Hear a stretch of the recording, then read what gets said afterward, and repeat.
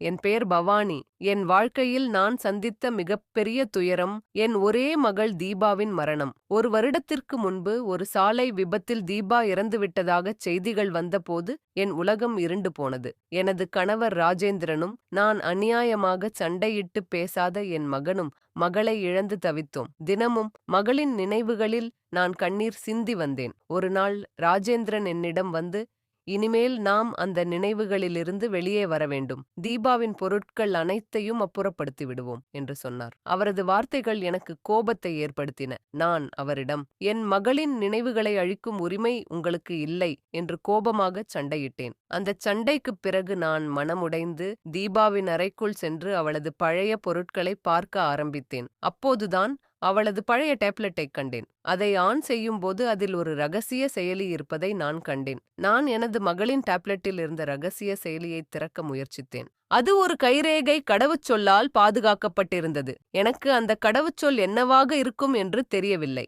ஆனால் தீபாவின் பழக்க வழக்கங்கள் எனக்கு தெரியும். அவளது கைரேகையை நான் நினைவில் வைத்துக்கொண்டு அந்த செயலியில் பதிவு செய்தேன். அது திறந்தது. எனக்கு அதிர்ச்சி. அந்த செயலிக்குள் ஒரு ரகசிய கோப்பு இருந்தது. அது ஒரு வீடியோ. அந்த வீடியோவில், அம்மா, நான் இறக்கவில்லை. என்னை அப்பா கடத்திச் சென்றிருக்கிறார். எனக்கு ஒரு ரகசியம் தெரிந்ததால் அவர் என்னை காப்பாற்ற நினைக்கிறார். நான் எங்கு இருக்கிறேன் என்பது எனக்கு தெரியவில்லை. ஒருவேளை நீ இந்த வீடியோவை கண்டால் என்னை காப்பாற்று என்று தீபா சொன்னாள். அந்த வீடியோவை பார்த்ததும் நான் அதிர்ச்சியில் உறைந்து போனேன். நான் எனது கணவர் ராஜேந்திரனை தேடிச் சென்றேன். அவர் வீட்டிலேயே இல்லை. நான் என் மகனிடம் போய், அப்பா எங்கே என்று கேட்டேன். அவனுக்கு தெரியவில்லை. நான் பயந்து போனேன். தீபா உண்மையிலேயே ராஜேந்திரனால் கடத்தப்பட்டிருக்கிறாளா? நான் என்ன செய்வது என்று தெரியாமல் திகைத்தேன். அப்போது எனது டேப்லெட்டில் இருந்த அந்த ரகசிய செயலியில் ஒரு சிறிய கோப்பு இருப்பதைக் கண்டேன். அது ஒரு சிறிய ஆடியோ ஃபைல். அந்த ஆடியோ ஃபைலில் தீபா எங்கு இருக்கிறாள் என்பது குறித்து குறிக்கப்பட்டிருந்தது. அந்த ஆடியோ ஃபைலை கேட்டதும் நான் அந்த இடத்தை தேடிச் செல்ல ஆரம்பித்தேன். எனக்கு தெரியாமல் நான் ஒரு பெரிய சதி திட்டத்தில் நுழைந்தேன். நான் ஆடியோ ஃபைலில் குறிக்கப்பட்ட இடத்திற்கு சென்றேன். அது ஒரு பெரிய பங்களா. அந்த பங்களாவிற்குள் ஒரு பெண்ணும் ஒரு குழந்தையும் இருப்பதைக் கண்டேன். நான் அவர்களை பார்த்ததும் அதிர்ச்சியடைந்தேன். அந்த பெண் என் கணவரின் 2வது மனைவி. அந்த குழந்தை என் கணவரின் 2வது குழந்தை.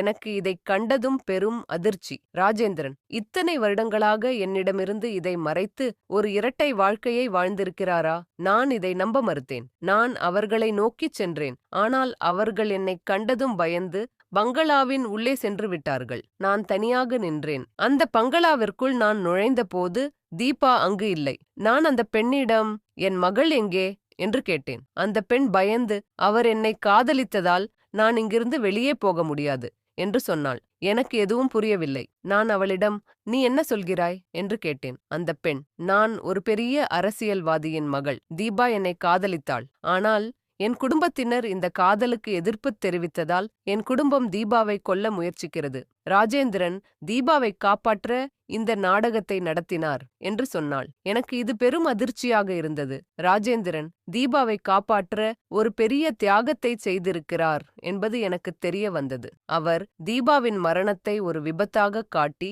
அவளை ஒரு ரகசிய இடத்தில் மறைத்து வைத்திருக்கிறார். ஆனால் தீபாவின் காதலி ராஜேந்திரன் மீது கோபப்பட்டு தீபாவை பழிவாங்க நினைக்கிறாள். ராஜேந்திரன் தீபாவை காப்பாற்ற தனது 2வது குடும்பத்தை உருவாக்கினார். ஆனால் ராஜேந்திரன் அவரது மகளைக் காப்பாற்ற ஒரு பெரிய சதி திட்டத்தில் சிக்க வைக்கப்பட்டிருக்கிறார். நான் என் கணவனின் உண்மையை அறிய அந்த அரசியல்வாதியின் மகளை சந்திக்கச் செல்கிறேன். ஆனால் அந்த பெண் உண்மையில் அவளது மகளின் கொலையாளி என்பது பவானிக்குத் தெரிய வருகிறது. இந்த கதை ஒரு தாயின் துணிச்சலான பயணத்தையும் அவளது மகளின் மரணத்தின் உண்மையை அறியும் அவளது போராட்டத்தையும் ஒரு பெரிய அரசியல் சதித்திட்டத்தையும் விவரிக்கும். நான் அந்த பெண்ணை சந்திக்கச் சென்றபோது அவள் என்னை மிரட்டினாள். உனது கணவர் ஒரு கொலையாளி. அவர் உனது மகளை கொன்றுவிட்டார் என்று அவள் சொன்னாள். நான் பயப்படவில்லை. நான் அவளை எதிர்த்து பேசினேன். என் கணவர் ஒரு கொலையாளி அல்ல, அவர் ஒரு நல்ல மனிதர் என்று சொன்னேன். அந்த பெண் என் துணிச்சலைக் கண்டு பயந்து உண்மையைச் சொன்னாள். நான் தான் உனது மகளைக் கொன்றேன்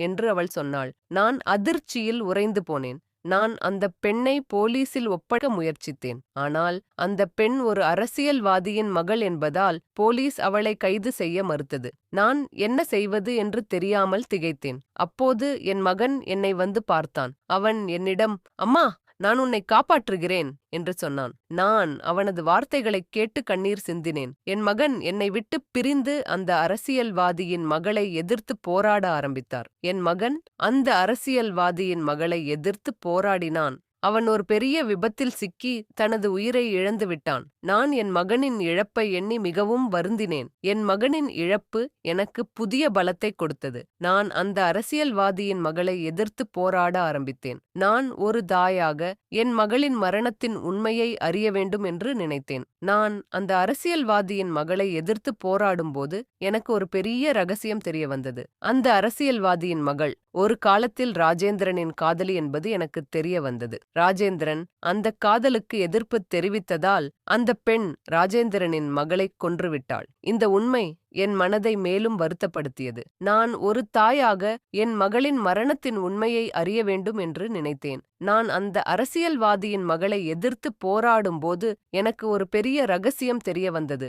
ராஜேந்திரன் அந்த பெண்ணின் குடும்பத்தை எதிர்த்து போராடினார். அவர் அந்த பெண்ணின் குடும்பத்தை எதிர்த்து போராட தனது மகளின் மரணத்தை ஒரு விபத்தாக காட்டினார். அவர் அந்த பெண்ணின் குடும்பத்தை எதிர்த்து போராட ஒரு பெரிய சதித்திட்டத்தை நடத்தினார். ராஜேந்திரன் என் மகளின் மரணத்தின் உண்மையை அறிந்ததும் அவர் அந்த பெண்ணின் குடும்பத்தை எதிர்த்து போராட ஆரம்பித்தார். அவர் ஒரு பெரிய சதித்திட்டத்தை நடத்தி அந்த பெண்ணின் குடும்பத்தை சட்டத்தின் முன் கொண்டு வந்தார். ராஜேந்திரனின் தியாகம் என் மனதை மிகவும் பாதித்தது. நான் ஒரு தாயாக என் கணவனின் தியாகத்தை எண்ணி கண்ணீர் சிந்தினேன். ராஜேந்திரன் என் மகனின் இழப்பை எண்ணி மிகவும் வருந்தினார். அவர் என்னிடம் வந்து, நான் உன்னை காப்பாற்றத்தான் இந்த நாடகத்தை நடத்தினேன் என்று சொன்னார். அவர் வார்த்தைகளைக் கேட்டு நான் கண்ணீர் சிந்தினேன். அவனது அன்பு என் இதயத்தை நிறைத்தது. நாங்கள் இருவரும் சேர்ந்து அந்த அரசியல்வாதியின் மகளை எதிர்த்து போராடினோம். இறுதியில் அந்த அரசியல் தலைவன், அவரது குடும்பம் மற்றும் அந்த பெண் அனைவரும் சட்டத்தின் முன் கொண்டு வரப்பட்டனர்.